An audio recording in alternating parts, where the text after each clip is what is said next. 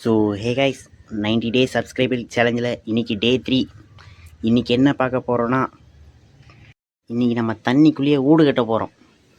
தண்ணிக்குள்ளே என்னென்ற மைனிங் பண்ணுற அதெல்லாம் கேட்கக்கூடாது. ஏன்னா அதுக்காண்டி தான் இன்றைக்கி ஒரு பொருள் கொண்டு வந்திருக்கேன். இந்த பொருள் இதுக்குள்ளே தான் நம்மளுக்கு கிடைக்கும். அதை மேக் பண்ணுறதுக்கு நம்மளுக்கு ஒரு சில பொருள்லாம் தேவை. அதுதான் என்னோடய டேஷ்போர்டில் வச்சுருக்கேன். பார்த்தாலே உங்களுக்கு தெரிஞ்சிருக்கும். அது தெரியாட்டியும் பரவாயில்லை, உங்களுக்கு நான் இப்போ அது எப்படி மேக் பண்ணணும்னு சொல்லி காட்டுறேன். ஃபஸ்ட்டு இந்த மாதிரி ஒரு கிராஃப்டிங் டேபிள் எடுத்துக்கோங்க. அதில் இந்த நேச்சுரல் ஷெல் இது எங்கே கிடைக்கும்னா, நம்ம ஓஷன் ஜோம்பி ஆட்ஸ்லாம் நம்மளுக்கு கிடைக்கும். இந்த ஆர்ட் ஆஃப் த சி ட்ரெஷரில் மட்டும் தான் நம்மளுக்கு கிடைக்கும். அதை வச்சிங்கன்னா உங்களுக்கு கான் டூ இட் அப்படின்னு சொல்லிட்டு ஒரு பொருள் கிடைக்கும். நெக்ஸ்ட்டு இந்த பிளாக் எங்கே கிடைக்கும்னா, உங்களுக்கு இதாக இருக்கா, சேம் பிளாக்காக இருக்கா, வச்சு கூட காட்டுறேன் பாருங்க. ஆனால் வைக்கிறதுக்கு டைம் இல்லை. அதுதான் இந்த பிளாக்கை நான் ப்ளேஸ் பண்ணுறப்ப ஃபஸ்ட்டு இந்த பக்கம் ஒரு 3 ப்ளேஸ் பண்ணுங்கள். அதே மாதிரி 4 பக்கமும் ப்ளேஸ் பண்ணுங்கள். இந்த பக்கம் கரெக்டாக ஒரு ப்ளஸ்ஸு சிம்பிளில். நெக்ஸ்ட்டு இந்த மாதிரி மேலே வந்துட்டு 4 பிளாக்கு.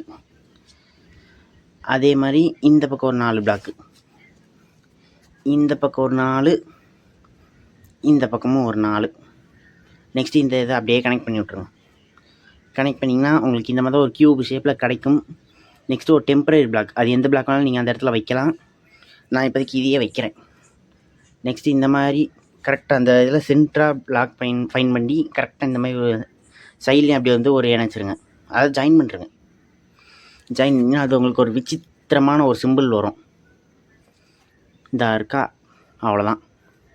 நெக்ஸ்ட்டு இந்த கான் டூ இட் நம்ம கிராஃப்ட் பண்ணாலும் அதை தூக்கி இப்படி வைங்க. வச்சுட்டு கீழே இருக்கிற பிளாக்கை உடைக்கணும். அவ்வளோதான். அவ்வளோதான், உடச்சி விட்டாச்சு. இந்த மாதிரி உடச்சி விட்ட பிறகு இது ஆட்டோமேட்டிக்காக ஆக்டிவேட் ஆகிடும். அவ்வளோதான். இப்போ பார்த்திங்கன்னா எனக்கு ஹெல்த்து குறையல. சாரி, இப்போ நான் சும்மா தண்ணிக்குள்ள ஊற்றிச்சாலும் ஹெல்த்து குறையாது. ஏன்னா நான் க்ரியேட்டிவ் மோடில் இருக்கேன். இருங்க, சர்வைவல் மோடுக்கு மாற்றிட்டு உங்களுக்கு காட்டுறேன். அதுக்கு முன்னாடி இதை பீஸ்ஃபுல் மோட்லேயும் வச்சுக்கணும்.